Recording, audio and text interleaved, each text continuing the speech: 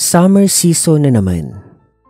Kapag summer season, dati excited ako kasi yun yung panahon na outing, gala, swimming, ilog man o dagat.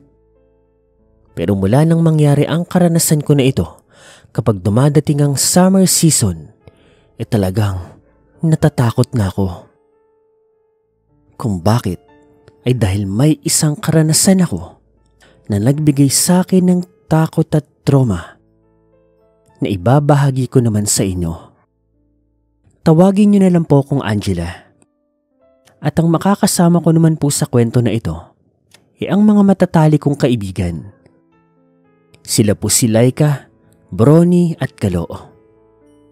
Nangyari po ito noong mga dalagat binata pa po kami. Summer break po noon, mga college student kami noon. At bilang walang ginagawa, summer mainit, napag-isipan po naming magkakaibigan na mag-outing nga po. By the way, taga Cavite po kami.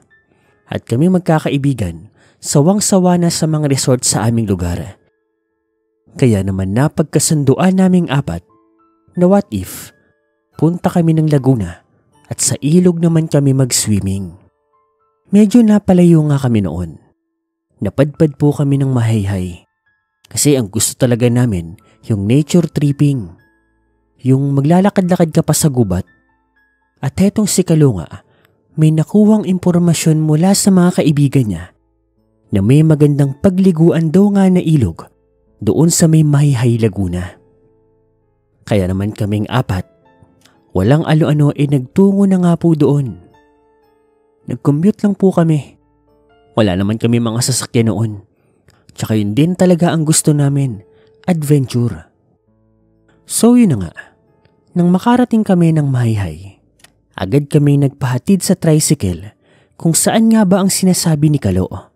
Buti nga alam yun ng tricycle driver eh. Pero sa pagbaba po namin doon, may binigay siya sa aming babala. Mga iyo, mga iya. Anong oras kayo susunduin? Bukas na po ng umaga. Hindi ba kayo nagbibiro? Hindi po. Delikado kung magpapagabi kayo. Sigurado ba kayo? Ayos lang po. Sanay naman po kami nagpapagabi sa mga ilog o kaya karagatan. Huwag po kayo mag-alala sa amin. Iha, iba ang kagubatan dito sa Mahayhay. Delikado. Manong, ayos lang po kami. Huwag po kayo mag-alala. Magdadagdag naman po kami ng pambayad sa inyo eh. Hindi nyo na po kailangan pang manakot para lang po madagdagan kayo ng bayad. Sige na Manong, bukas na lang po ng umaga. Salamat po. Gusto pa sana magsalita ng driver. Pero hetong si Brony, binitbit na po ang mga gamit namin at pinaalis na nga po ang driver. Walang nagawa ang driver. Samantalang kaming tatlo naman po, napakamot na lang sa ulo at sumunod kay Brony. Kalo, malayo pa ba tayo? Malapit na. Sabi, dire-diretso lang naman daw to eh. Halos kalahating oras na kami naglalakad noon. Puro kapunuan, halaman, kabundukan lamang po ang nakikita namin. Wala ring mga tao at kabahayan doon. Sa totoo niya, nagandang-ganda nga ako sa kagubatan doon kasi fresh na fresh, sariwang-sariwa. Parang hindi na pupuntahan ng mga tao yung lugar na yon. Lumipas pa ang mahigit kalahating oras. Doon na po tumambad sa amin ang isang maganda, malinaw at napakalinis na ilog. Nagkatinginan pa kaming apat. Tuwang-tuwa kami noon. Ang maganda pa nga doon, may patag na damuhan doon sa may ilog. Pwedeng mag-camping doon. Nagdala nga kami ng mga tent noon eh. Nagdala kami ng mga pagkain, inumin, mga damit, kompletong-kompleto. Ready talaga kami hanggang kinabukasan. Tanghaling tapat nang matapos kami mag-set up. Kasabay noon ay naluto na rin yung mga pagkain namin. Ang sarap ng kain namin. Inihaw na baboy, inihaw na isda, tapos mga mangga, talong, okra, kamatis, tapos maraming kanin. Boodle fight ang labanan. At nang matapos naman yun, kanya-kanya na kaming talon doon sa napakalinis na ilog. Bato-bato yung ilalim. Walang kaputik-putik, kaya napakasarap talagang pagliguan.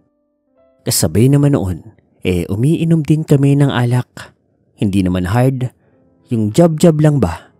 Nakasanayan na namin magkakaibigan yun. Mabilis pong lumipas sa mga oras. Hapon, nagsisimula na pong kainin ng dilim ang kapaligiran. Nagawa na kami ng bonfire noon. Nagbanlaw na rin kami. Medyo lumalamig na rin kasi. Sa gabing yun, kakain kami at mag-iinuman ng malala. So yun na nga, 7:00 po ng gabi.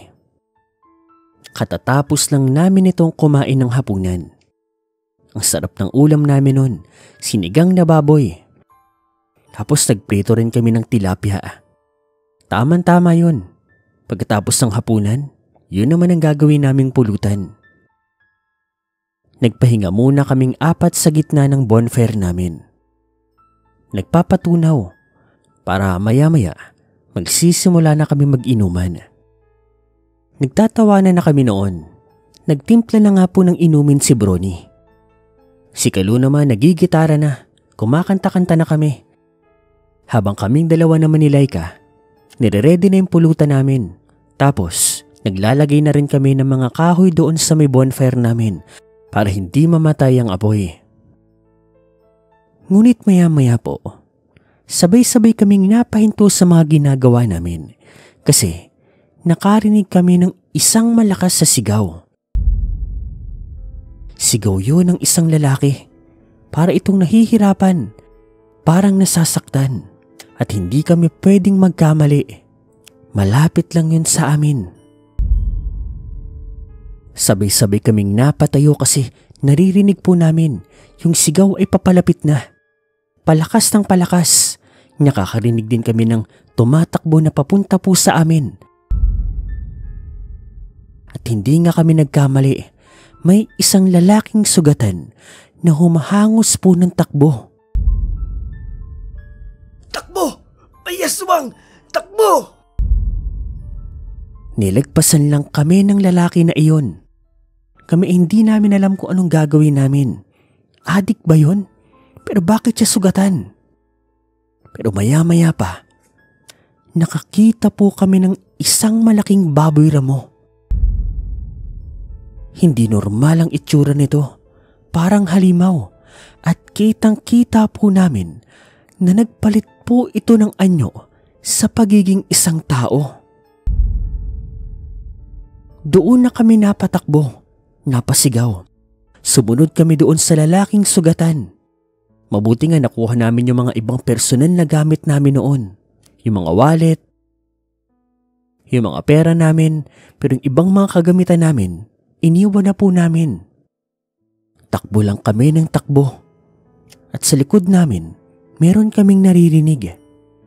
May humahabol sa amin. Hanggang sa nagulat na lang po kami nang may grupo ng mga tao ang bigla na lang naming nakasalubong. Parang nangingilaw sila, parang mga mangangaso. Nagkagulatan pa nga kami. Pero nakita rin po nila kung sino at kung ano ang humahabol sa amin. At buti na lang talaga, nakasalubong namin sila. Pinapunta nila kami sa likuran nila at sila ang humarap doon sa halimaw. Bumalik naman sa pagiging baboy ramo ang halimaw na iyon at nakipaglaban sila doon sa baboy ramo na napag-alaman ko na aswang pala kasi yun ang sabi nila eh. Kaso, wala silang nagawa doon sa baboy ramo. Kahit anong taga nila, ang kunat ng balat nito. Pero sa dami namin, parang nakaramdam na ng takot yung baboy ramo. Umatras na ito at tumakbo papalayo. Samantala, yung mga mangangaso naman, sinamahan kami papunta sa kanilang mga bahay. At doon, napag-alaman nga namin na delikado ang kagubatan na iyon. Dahil doon daw, maraming mga iba't ibang klase ng nilalang. Mabuti nga baboy ramo lang daw yung nakita namin kasi kapag ibang mga aswang daw ang nakasagupa namin, maaari daw kaming mamatay. Magiging pagkain daw nila kami.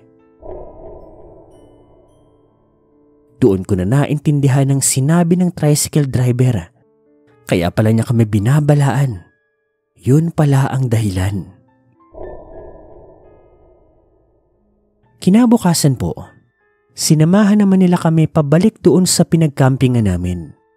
Nakuha naman po namin yung mga gamit namin. Wala naman pong gumalaw.